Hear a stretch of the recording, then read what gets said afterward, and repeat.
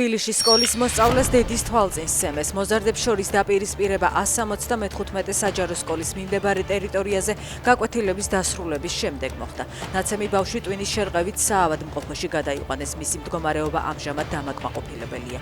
ბავშვის დედის ინფორმაციით მის შვილს თავს 4 არასრულწლოვანი დაესხა. გამოძიება ძალადობის მუხლით დაიწყო.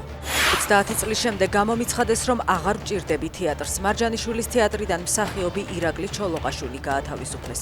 გავრცელებული ინფორმაციით თეატრიდან 9 მსახიობი გაუშვეს, მათ შორის გურამ ჯაში, ნინა კაგელაშვილი და ზაზა იაქაშვილი.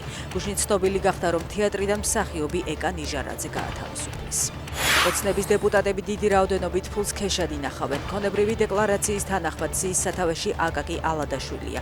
ის ნაღდი ფულის სახით თითქმის მილიონს 947.950 ლარს ინახავს. 35.000 ლარისა და 50.000 დოლარის ქეშს ინახავს ნინო წილოსავიც. დეკლარაციების მიხედვით 10.000 ლარზე მეტი ნაღდი ფული აქვთ დეპუტატების ოჯახის წევრებსაც, ცოლებს და მშობლებს. რობერტ ფიცო 9 მაისს მოსკოვში ჩეხეთის გავლით ჩავა. სლოვაკეთის პრემიერის თვითმფრინავ საჰაერო გზა პრაღამ გაუხსნა.